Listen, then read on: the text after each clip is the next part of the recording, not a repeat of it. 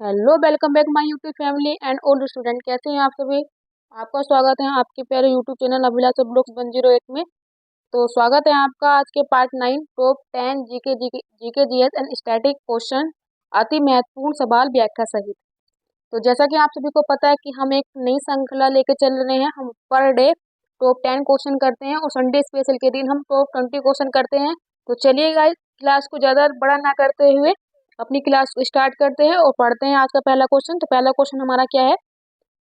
तो student question number 1 read करेंगे। Question number 1 दिया है कि गुडबी पक्षी अभ्यारण्य किस राज्य में है। Number 1 Karnataka, number 2 Tamil Nadu, number 3 Kerala, number 4 Andhra Pradesh. तो स्टूडेंट चलिए इसका आंसर टिक कर लेते हैं। तो इस क्वेश्चन का राइट आंसर हो जाएगा जो गुडबी पक्षी अभ्यारण्य है ये कहाँ है, कर्नाटक में। स्टूडेंट आपने देखा होगा कि एग्जामिनर की क्वेश्चन पूछने की जो वो होती है मतलब पेंडेंसी वो चेंज हो गई है। अब जब वो रटे रटाई क्वेश्चन नहीं पूछ रहे, वो कुछ ऐसे क्वेश्चन पूछ रहा है जिनको हम इग्नोर कर देते हैं। तो जैसे कि आपने देखा होगा कि यूपी ट्रिपल एस जो पैट का एग्जाम करवाया था उसमें किस लेवल तक के स्टडी के क्वेश्चन पूछे थे। तो हमको एक एक स्टडी का क्वेश्चन बहुत सी मजबूती से और ध्यानपूर्वक करना है, कवर करना है। तो चलिए क्वेश्चन नंबर 2 रीड करेंगे। क्वेश्चन नंबर 2 हमारा दिया है कि कौन सी जल संधि उत्तरी अमेरिका को एशिया महाद्वीप से अलग करती है। तो स्टूडेंट ऑप्शन पढ़ेंगे, डेविस जल संधि, कर्ज जल संधि, बेरिंग जल संधि और कुक जल संधि। तो चलिए स्टूडेंट इसका आंसर टिक कर लेते हैं। तो हमारे क्वेश्चन का राइट आंसर हो जाएगा बेरिंग जल संधि है जो उत्तरी अमेरिका को एशिया महाद्वीप से अलग करती है। उत्तरी अमेरिका का अलास्का हो जाता है और एशिया का हो जाता है वो रूस वाला जो साइबेरिया होता है और उसके बीच होती है बेरिंग जल संधि। तो चलिए स्टूडेंट आपको क्वेश्चन का आंसर पता चल गया होगा। अपना नेक्स्ट क्वेश्चन हम पढ़ते हैं। तो क्वेश्चन नंबर 3 हमारा दिया है। तो क्वेश्चन नंबर 3 रीड करेंगे, ऑस्टियोपोरोसिस किससे संबंधित एक रोग है।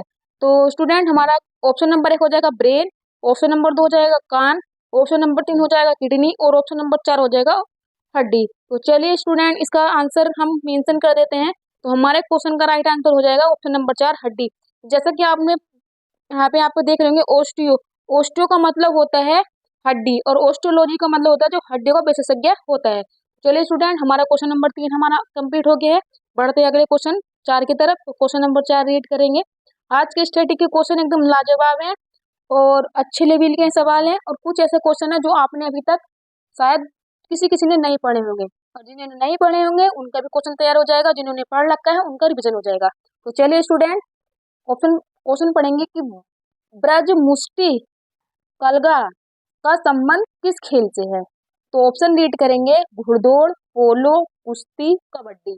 तो चलिए स्टूडेंट इस क्वेश्चन का आंसर रीड कर लेते हैं, मेंशन कर देते हैं। तो इस क्वेश्चन का आंसर हो जाएगा कुश्ती। स्टूडेंट जैसे कि आपको मालूम होगा कि उत्तर प्रदेश राज्य ने 2030 तक कुश्ती खेल को गोद लेके रखा है। स्टूडेंट आपको मैंने बताया था कि पोलो खेल में कितने प्लेयर होते हैं, 4 प्लेयर होते हैं। स्टूडेंट जैसे कि मैंने आपको बताया था कि कबड्डी की एक टीम में कितने खिलाड़ी होते हैं, 7 खिलाड़ी होते हैं। तो चलिए स्टूडेंट आपको ऑप्शन भी क्लियर हो गए होंगे, क्वेश्चन भी समझ में आ गया होगा। बढ़ते हैं अपनी नेक्स्ट क्वेश्चन की तरफ। तो क्वेश्चन नंबर हमारा 5 दिया हुआ है कि प्रबुद्ध पत्रिका का संबंध किस महान पुरुष से है। ज्योतिबा फुले, दयानंद सरस्वती, स्वामी विवेकानंद और बी.आर. अम्बेडकर। चलिए स्टूडेंट इस क्वेश्चन का आंसर मेंशन कर देते हैं। तो प्रबुद्ध पत्रिका के जो संपादक थे वो थे स्वामी विवेकानंद। चलिए स्टूडेंट नेक्स्ट क्वेश्चन रीड करते हैं। Question number 6। क्वेश्चन नंबर 6 हमारा स्क्रीन पर जैसे कि आप देख रहे होंगे कि कौन सा विटामिन हार्मोन की तरह काम करता है। Option number 1 vitamin A, option number 2 है विटामिन के, ऑप्शन नंबर 3 है विटामिन ई और ऑप्शन नंबर 4 है विटामिन डी। तो चलिए स्टूडेंट इस क्वेश्चन का आंसर भी मेंशन कर देते हैं। तो क्वेश्चन का आंसर हमारा हो जाएगा विटामिन डी। ये हमारे क्वेश्चन का राइट आंसर है। ये ऐसा विटामिन है जो विटामिन के साथ साथ ये हार्मोन का काम भी करता है। तो चलिए स्टूडेंट नेक्स्ट क्वेश्चन रीड करेंगे। क्वेश्चन नंबर हमारा 7 स्क्रीन पर आपको दिख रहा होगा। क्वेश्चन नंबर 7 है कि मौलिक कर्तव्यों से संबंधित संविधान में कौन सा संशोधन हुआ था। ऑप्शन नंबर 1 है 42वां संविधान संशोधन 1942।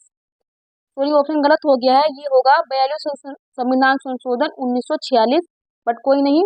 और दूसरा ऑप्शन दिया है 44वां संविधान संशोधन 1978। तीसरा ऑप्शन दिया है 7वां संविधान संशोधन 1956 और चौथा ऑप्शन हमारा दिया है 61वां संविधान संशोधन 1889। तो चलिए स्टूडेंट इस क्वेश्चन का आंसर टिक कर देते हैं। तो हमारे क्वेश्चन का राइट आंसर हो जाएगा 44वां संविधान संशोधन 1946। इस क्वेश्चन का राइट आंसर होगा। स्टूडेंट मुझसे टाइपिंग करने में गलती हो गई, मुझे माफ कर दीजिएगा, बट आगे से मैं इस चीज़ को बहुत ध्यान रखूंगी। बट मैंने आपको बता दिया है 44वां संविधान संशोधन 1946 को कर्तव्यों से संबंधित संविधान संशोधन में संशोधन हुआ था। चलिए स्टूडेंट क्वेश्चन नंबर 8 रीड कर लेते हैं। तीस्ता नदी का उद्गम स्थल कौन सा है? Option number 1 Bhutan, option number 2 Tibet, option number 3 है सिक्किम और ऑप्शन नंबर 4 है अरुणाचल प्रदेश। तो चलिए स्टूडेंट इस क्वेश्चन का आंसर भी टिक कर लेते हैं।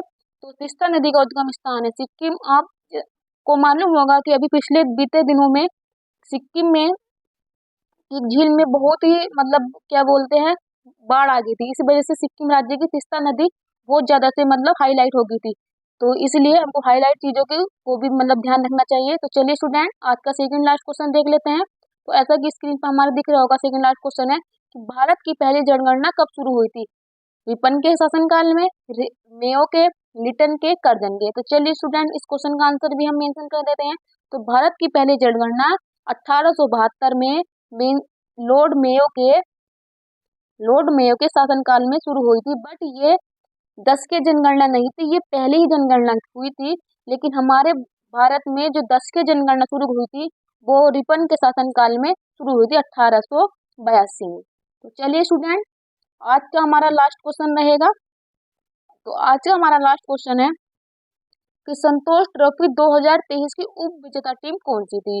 ऑप्शन नंबर 1 है कर्नाटका, ऑप्शन नंबर 2 है मेघालय, ऑप्शन नंबर 3 है पश्चिम बंगाल और ऑप्शन 4 है मुंबई। तो चलिए स्टूडेंट इस क्वेश्चन का आंसर भी रीड कर लेते हैं। तो हमारे क्वेश्चन का राइट आंसर हो जाएगा उप विजेता टीम कौन सी थी? मेघालय। और विजेता टीम कौन सी थी? वो थी कर्नाटका। ये हमारी विजेता टीम थी और ये हमारी रनर टीम थी। तो स्टूडेंट कैसी लगी आपको क्लास, कैसा लगा आज का कंटेंट? अगर आप मेरे चैनल पे नए हैं, अगर आपको कंटेंट पसंद में आया है, एक्सप्लेनेशन पसंद आई है और मेरी मेहनत आपको अच्छी लगी है और चैनल पे अगर आप नए हैं तो प्लीज़ चैनल को सब्सक्राइब जरूर कीजिएगा, बने रहिएगा मेरे चैनल पर।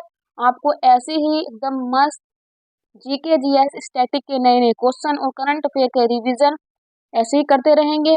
जैसे कि आपको पता है मेरी टैगलाइन है तैयारी आपकी संकल्प हमारा।